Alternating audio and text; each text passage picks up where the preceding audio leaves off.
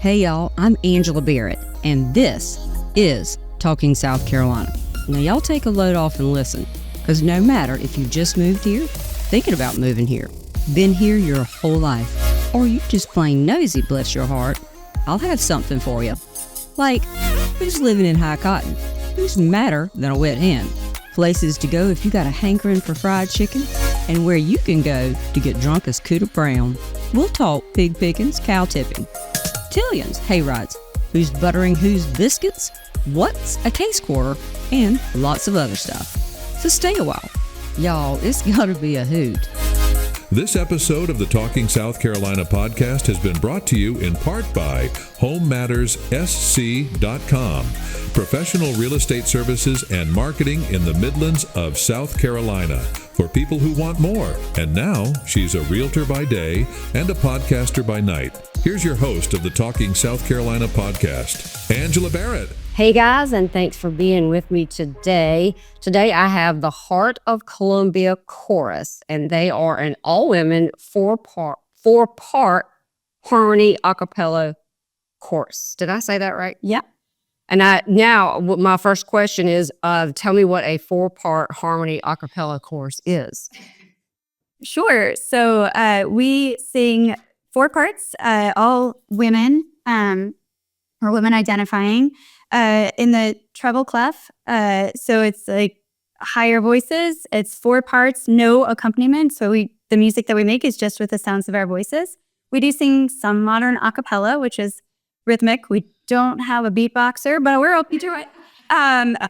But mostly we sing in the barbershop style. Oh, cool. All right. So we have Jamie, Claire, and Jackie, and Jacqueline, and Pat. Thank y'all so much for being here today. The privilege. So tell me what the Heart of Columbia Chorus is. What do? You sing, I know, but. I would say it's a group of women that come together doing something they love every Thursday night, supporting each other in life, learning. You know, all of us came in at different singing abilities, and so we all learn and grow together, and then we get to take that joy that we have on Thursday nights out into the community and perform. It's often said people come for the music, but they stay for the friendship. And I think it speaks to the fact that there are women who have been in choruses outside of South Carolina. And when they come to Heart of Columbia Chorus, they find a home and a welcoming that they frequently will tell us they have not found anywhere else, despite how wonderful those other choruses might be. Huh. Well, I did see, again, on your Facebook page where y'all do a lot of photos, and it looks like y'all have a blast when you are together. I will say that. You do. We sure do. Now, the Heart of Columbia Chorus is part of another organization. So tell me how this all works. So Heart of Columbia is a chapter of Sweet Adelines International. Okay.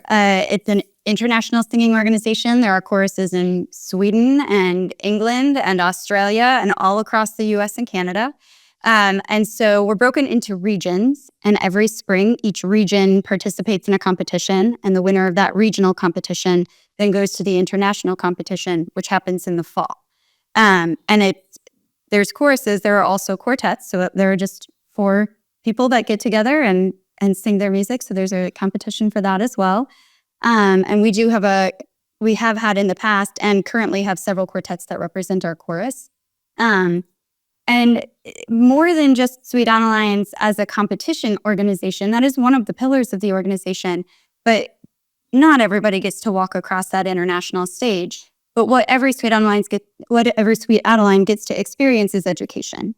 Education through performance, education through rehearsal. We have actually this upcoming weekend, I'm teaching at a Sweet Adelines regional event for education. So we get together with people from the 5 neighboring states, and we learn about singing and we learn about music. And so we get to grow not just as singers, but as musicians with our community and those outside of our community. So tell me, Sweet Adelines it started a really long time ago. So tell me, let's start there and then we'll move forward to some of the things that you talked about there. So Sweet Adelines started, really long, and I don't remember the date. I was going to say, I don't have the date off the top of my head. A long time ago. Yes. And so it started many, many years ago. It started actually as a quartet organization. There was a men's organization before that. And so women are like, what women do, right? We can do that and we can do it better. And so it was born. And so Heart of Columbia is a member of that, but our chapter is only 15 years old. We'll celebrate our 15th anniversary this year. Great. But as far as, Sweet Adelines, that started as a quartet and then it grew into choruses because not everybody is confident enough to sing by themselves on their own part with 4 other people. So it grew into choruses and then it grew beyond that. So now when you say you're teaching, are you teaching people how to sing or how to sing in y'all's group? That's a good question. So I'm the director of the chorus of Heart of Columbia, and I am also on the international faculty for Sweet Adelines, which means that I'm one of the 50 teachers worldwide that they've identified as their highlighted educators. And so I teach everything from how hearing loss impacts riser singers to how your voice works and how it's healthy. I'm also a speech pathologist that specializes in voice disorders. So I teach what is healthy and what's not and how to sing in a healthy and safe way. We have other educators. It's not my expertise, but we have other expertise that teaches how to sing in the barbershop style, teaches music theory, teaches how to read music, teaches chord structures. We also, we like to dance. So we also have people who teach about movement in music and not, we're not talking about ballet or, but think movement like Pitch Perfect, but multi-generational. And so how do we infuse that joy in our singing? And you can see it in our whole body, in our whole performance. And so we have people that teach that too. Oh, well, that's cool. And there's also education on the leadership side. So I am the team coordinator for Region 14 with administrative leadership. So we will... Oh, I need a chart. There are a lot of parts and pieces. Go ahead, I'm sorry. So we'll help, train choruses. Not everybody is comfortable with, Facebook marketing or websites or any of that. And so we'll have items to change, look at that. We'll train people on the financial side. And, as someone that has been doing this for a while, I find that those experiences help me be a better leader, not just within my chorus life, but also have helped me at work and in other nonprofit organizations. Yeah, I saw where you guys were big on education. So, education, obviously, to make the chorus and quartets and all of that better, but it sounds as if maybe some personalized education as well. What I would like to build on top of what Jamie, Claire, and Jackie have said is that anyone can come into the organization without knowing how to read music. You don't have to have played an instrument when you were young. You don't have to have sung a solo part in your high school. If you can sing, my joke is, if you can sing Happy Birthday and keep your pitch, you can be a Sweet Adeline. I came into the organization, and with the guidance and leadership that I was given, I've developed my ear a little better. I know better about notes going up and down. And through the skills that we have in our leadership, we have devices now, so I can listen on my phone. I can listen on a CD. I have my paper that I can make thousands and thousands of notes. All of those help build me as a better singer when I'm standing on a riser beside Jacqueline singing her tenor part, that I still stay on my lead part. Huh. And so you said your lead. And then lead just means melody. Yes. And tenor? Baritone. Director.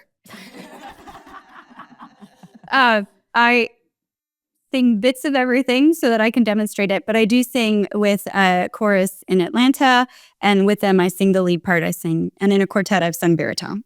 Okay. And so lead, you said, is the melody. Mm-hmm. Gotcha. Tenor is the high part, the high harmony. Baritone is the counter melody. And then there's a fourth part, the bass part, which is kind of the foundation of the chord. Well, often the tenor and the bass will hold the key. Gotcha. And so getting back to the education part, again, maybe because you said something about financials. You guys are a nonprofit, right? We are.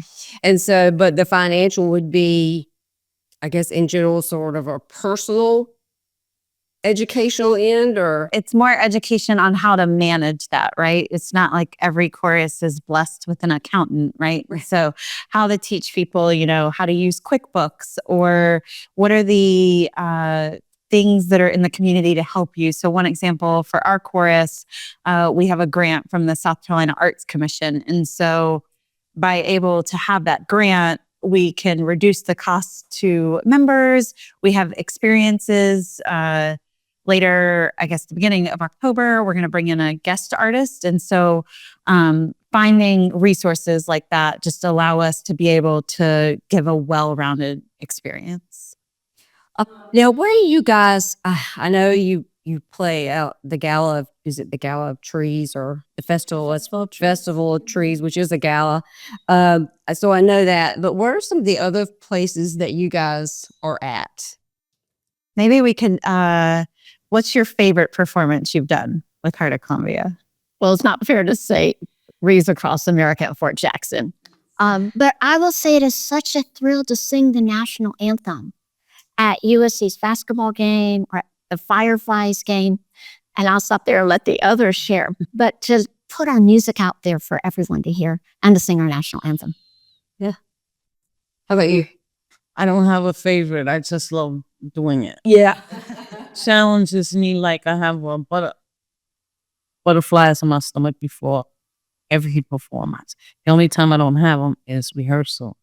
But when you say performance, and when I go out there and I give it everything and the audience reacts, every performance is wonderful. Yeah. Yeah. I think my favorite performance is where we get to be out in the community. So where we get to, share it at Fort Jackson or at a baseball game. And, a lot of our friends and families, it's that, crazy hobby we do, right? Yeah. And so it's always fun to be able to that thing that we do every week, just to share it with others. I think for me, I'm naturally competitive, so I really enjoy competition. Sure. But beyond that, we've had some really cool opportunities. We used to sing at the State House for Constitution Day. So we sang to high schoolers and we sang all patriotic music. And that was cool to be able to sing songs of our country in the place where they make the laws. That was a really cool experience for us. I like the Festival of Trees Gala.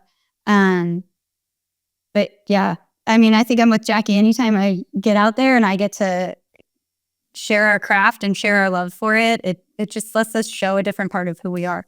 We sang at Saluda Shoals. Remember that?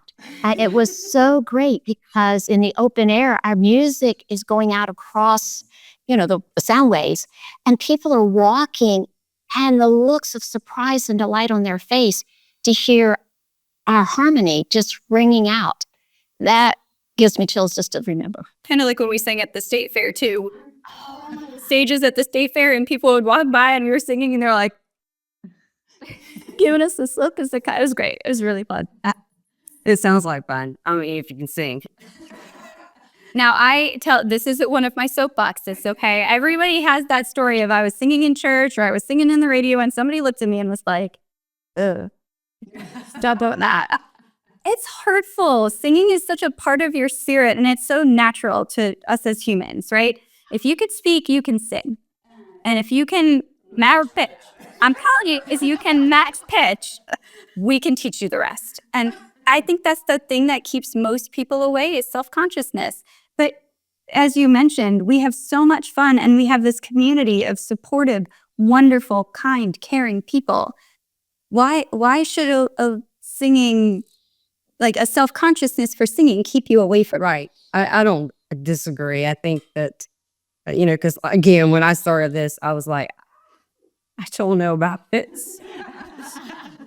But again, I'll talk the paint off the wall. So it's worked out. But, it's all intimidating. Anything you try for the first time is intimidating. And I think you just have to give it your best shot. And so what if you fail? I mean, That's right. You did it. Try. And you learned in the try. But in Heart of Columbia, you never fail because everyone's there to pick each other up and to say, well, next time, yes, or how about try this, tweak this. And so that's what the support is about, where you come in as a singer and where you grow as a singer. Yeah. And so let's talk about how many there are you guys in the chorus when you meet for practice? I mean, if you had everybody. About 25. Okay. Because y'all are a pretty close-knit group. We are very close-knit. Yeah. It shows. So you guys support each other, obviously in singing, but outside of that as well. Yes. Yeah. And so tell me a little bit about that. I mean, I think it speaks to our chorus. Next week, several of us are going to be at this fall school. A lady reached out, and her mom wasn't even in our chorus. She was a Sweet Adeline, and her memorial service is next weekend. And 8 of our ladies are going to sing. A lady they've never met, that because there's this common tie, that they're giving up time on their Saturday to be there. I think it just speaks volume. absolutely. Who we are. And I personally was excited about it being, an all women group. There's not a lot of that. You'll find a lot of all men groups or, mixed groups, but you don't find a lot of all women. I know I have had on for All Things Lexington the Thea group, which is the run group, and they're all, and they have a big camaraderie together. But, after that, you're like, so when I think it was you that reached out, I was like, yes, we were. There's a safety in that. There's a comfort in that. Yes. And we get silly and we joke during rehearsal. We joke about things that only women are going to joke about. Or understand. Exactly. And so I think that there's a comfort and a safety in being able to come to a group of people who have a similar understanding to you. Yeah. But the other things that we do outside of chorus are things like when somebody's in the hospital and they get home, bringing them food. Somebody has something go on, picking them up, giving them transportation. So it's a 24/7. You can call on anybody in the Heart of Columbia chorus and they will respond. Yeah, that's great. That is great. So tell me a little bit more about the competitions. I know you said you like to compete. Has everybody in here been in competition? Yeah. And it's a ball. So how far you can go all the way internationally. How far have you guys or someone in your group, how far they've gotten? You liked it so much. I do. Okay. Well, so before I go there, I would like to say that Jacqueline and I both are members of Heart of Columbia that have competed in other Sweet Adeline's choruses. So Jacqueline found us. I was a member of a chorus in New York, which is my home, and I was retiring.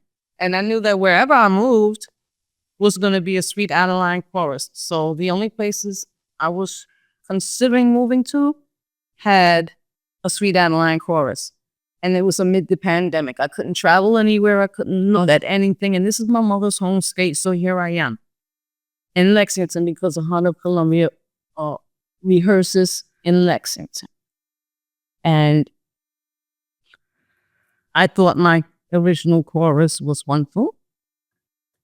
I didn't know what to expect because I didn't even know how to talk. Right? And You mean you didn't know how to say y'all? I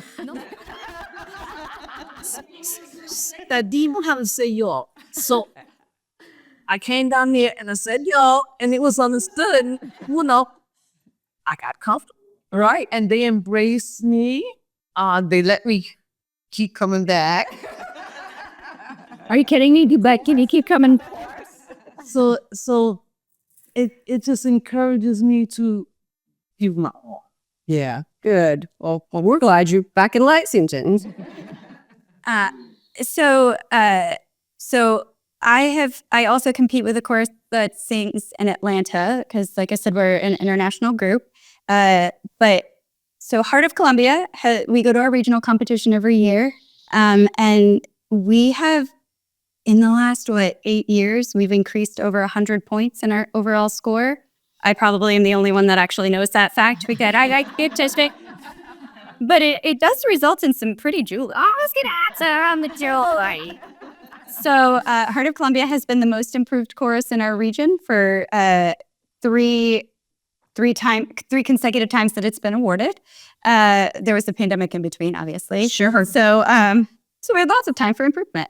But we've been the most improved chorus, which means that our score from the previous year to the score of this year is more than any other chorus that competes in our region. So we like to compete against ourselves. We can't hit a moving target. Everybody else is also working as hard as they can. But if we can beat what we did last year and grow as individuals and as a group, that's what we want. And this year that also resulted in a third place division medal for us, which was very exciting. Nice. And then, like I said, I sing with the Atlanta chorus, which is third in the world right now. So I was able to be on stage with them when they competed and came in third in the entire world. So that was a pretty cool experience as well. That was impressive. Rubbing jewelry. That's a lot of jewelry. Yeah, those are nice. Those are really, really nice. So what do you guys have coming up? What's the next big event? I know you have something going on at the Craft Draft in Irmo, but beyond that. So in October, we'll have coaching, and we love to learn. So we have a guest artist coming in from Austin, Texas, and will be with us for the weekend. And then a group of us is actually going to international competition. So that's in Louisville, Kentucky, and we like an excuse to travel. So we'll go watch the show. And then we will... Pilgrim Lutheran Church is doing a festival in December. And so we're going to do the a cappella music for that on December 6th. And then we will be at Wreaths Across America, which is always the third Saturday in December. Right. 16th, I think it is. And y'all, that is kind of a group that y'all partnered with. Y'all do that every year, and it's near and dear to the heart, is correct? Yes, Very much so. So we work to sell wreaths. They're $17 a piece, and we'll sell those so that we can make sure there's a wreath on every grave, and then we provide the music that day. Right. So tell us, for those who don't know what that program is, you said it was the Wreaths Across America, right? And so tell everybody what the group that y'all partnered with, tell us what that group, what they do. So it's an organization nationally that works to put wreaths on the graves of every tombstone at national cemeteries. So our veterans. So, and it's amazing. You know, we've been doing it for over a decade out at Fort Jackson, and Fort Jackson's a relatively new cemetery, but each year, I mean, thousands are buried there. So the need to keep getting more money for wreaths increases because we keep burying more of our soldiers. And what's special about us selling the wreaths is that the person who purchased a wreath or multiple wreaths can actually designate it in honor of someone. And in remembrance of someone. And if they have a family member buried at Fort Jackson and they're able to attend, then they are allowed to actually place a wreath on that tombstone. And there are families who request to not have wreaths laid, and we honor that too. But I think what makes our performance there so incredible is to see the surviving veterans. Yeah. Hundreds and hundreds and hundreds of people and families that show up in recognition of the deceased that we are honoring through our performance and through laying of the wreaths. That is, I mean, I'm sure that is a beautiful ceremony out there. I mean, just kind of makes your heart go. And I'm always amazed because it's, you know, at the busiest time of the year. Yeah. And people find time. In December. Yeah. Regardless of the weather. But I mean, until you've stood there singing "Let There Be Peace on Earth," looking out at all of those gravestones with our flag flying over it, it's a chilling and amazing experience to honor those that fight for us. Yeah, absolutely.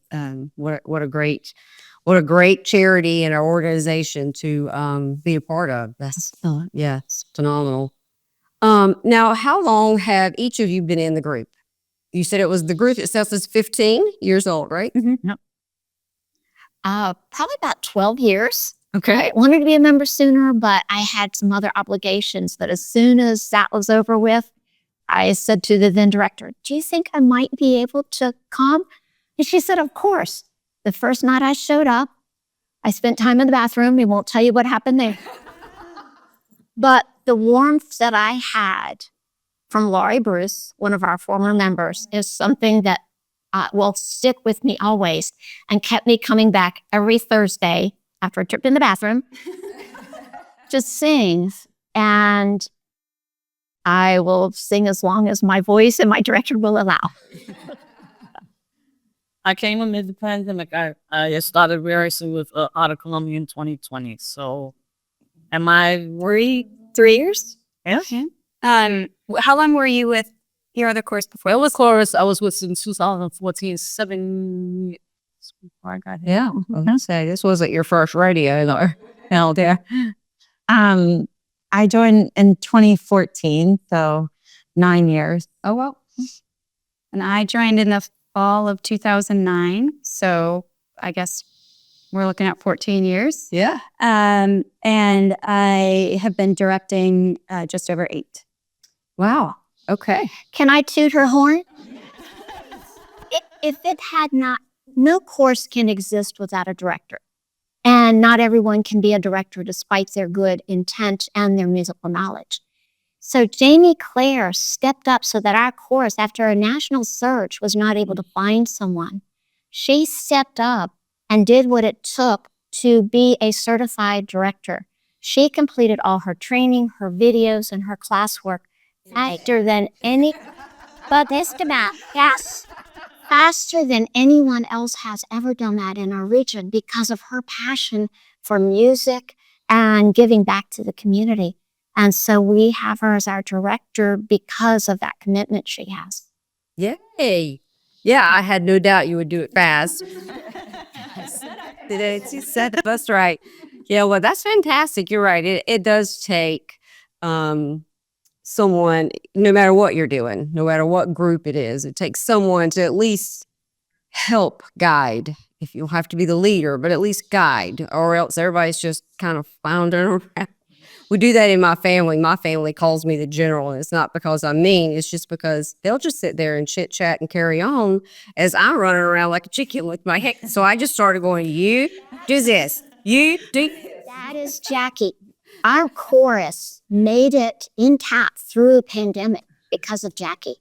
Yeah, that Keep her onto Zoom, and she was right there telling everybody how to do it through emails and texts. was the hour I was practicing through there and me. We kept our rehearsals going. Jamie Claire was there telling us, sending out things for us. We knew how to be prepared on Thursdays. Then when we came back to Pilgrim, we are so fortunate they had an outdoor area. Jamie Claire and Jackie knew the CDC better than the CDC. We did face masks. We had forms we signed. We had plastic dots on the floor outside. Everything to ensure that when members felt comfortable, we could sing and keep up that love of music and that camaraderie while still respecting those who did not feel comfortable.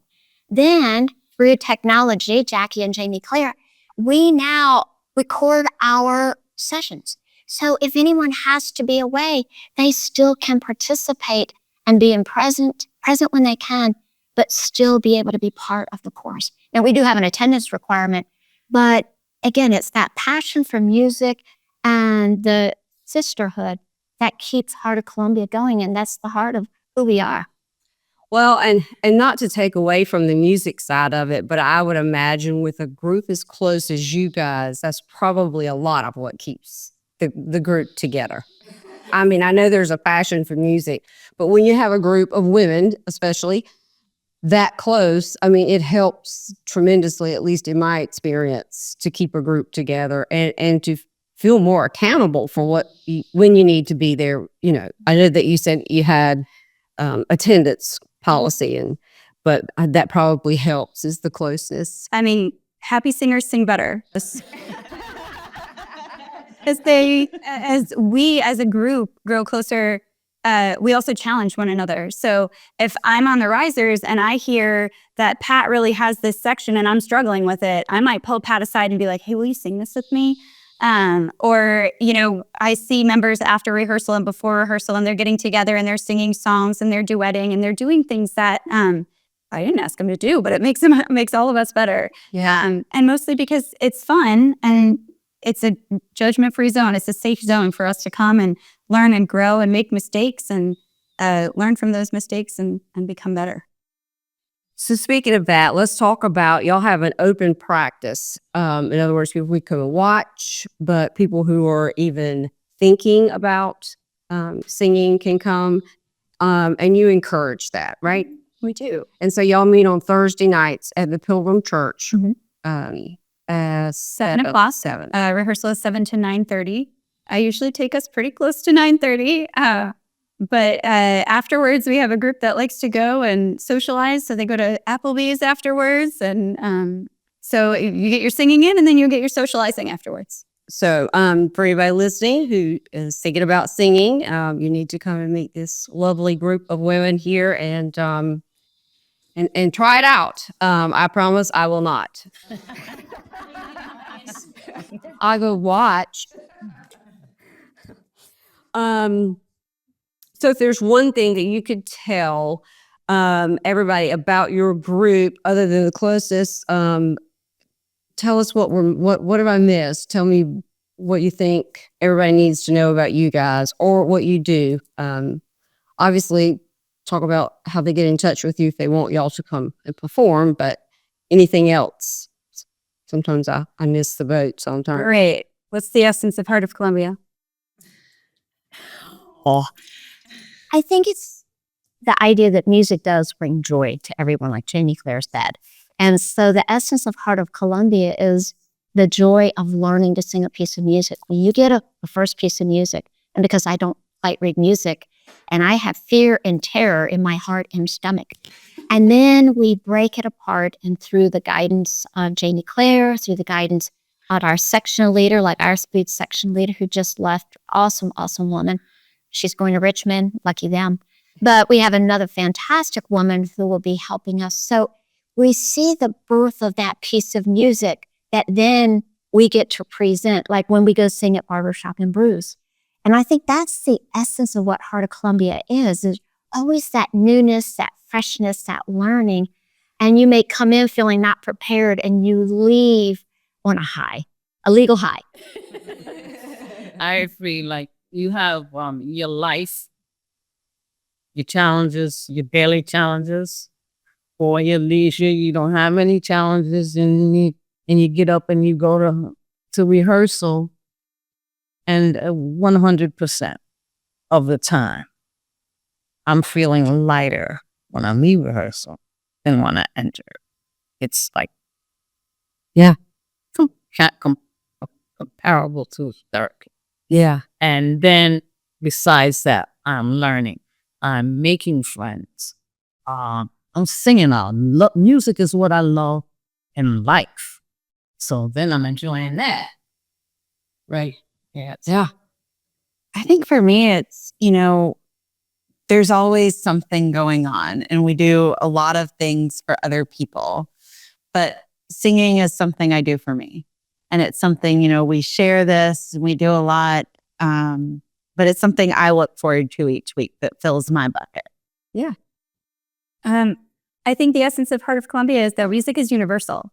It's not an age or a gender or ethnicity or any specific box that it puts you in, but music is universal. We have ladies that are in their 30s, we have ladies that are in their 80s, and we all share this special thing that makes us all the same. And I think that's what Heart of Columbia is for me, is that it's universal. Yeah. I love it. All right. So if you had 5 minutes to tell the world one thing, what would it be? Let's start with you. With me, 5 minutes. Tell the world one thing. 5 minutes is a long time. You have to use 5 minutes, but you're limited to 5. I would say communication is really important to me. It's how I make my living. I would say find your voice and use it. Your voice is meaningful and it's yours. It's just yours and there's no one else like it. So find your voice and use it and then live your truth. Oh, like it. I would say do something you love. You know, we go to work, we do all these things, but you have to get up every day and it's your life. And so find the thing you're passionate about and chase it because you're here for a limited amount of time and you have to have that joy. I would say I would like everybody to know that sometimes people will say I don't sing or I can't sing, and especially children. I would encourage everybody to sing. Sing in the shower, sing in the car. Because even when rehearsal is over and I get home and I'm not in bed, when I wake up, there's a song here in my head. And I would encourage anybody, don't let anybody convince you that you can't sing. If they don't like your singing, when you're not around them, sing. I agree. Absolutely. And I would say everyone has value and worth. And sometimes it's a challenge to find that in someone. But if you look, you will always find it. And then you have to turn that on yourself. And you have to find some value and worth in yourself and not let others limit you and cause you to say, no, I can't, I won't. If I had done that, I would not be a member of this chorus today. Sure. And it's the idea that when you treat others as you want to be treated, it comes back to 1,000-fold and it lets you then ripple that back out to others to make the world a better place. And if there's music involved, it's even better. Right. I like it. Yeah, I think what you guys do, music speaks to everybody. It's a language, I think, of its own because everybody can relate somehow, whether it's the music they like or they don't like, it still speaks to them. So I think what y'all are doing is phenomenal. Keep doing it. And I'm excited. I want to go and see you, and I will come to practice as a audience member. I'll catch y'all there, and I look forward to it. Thank y'all for being here. Thank you so much for the opportunity. Thank you for listening to this episode of Talking South Carolina podcast. Why not check out our website at talkingsouthcarolina.com and follow us on social media. You can subscribe to the show on Spotify, YouTube Music, Apple Podcasts, Amazon Music, iHeartRadio, and on your favorite podcast apps. For information about being a sponsor on the show and on the website, contact us at area code 803-386-9885 or email us at angela@talkingsouthcarolina.com. This episode has been brought to you by the friendly folks at Giraffe Marketing. Find out more at giraffemarketingllc.com. I'm gonna be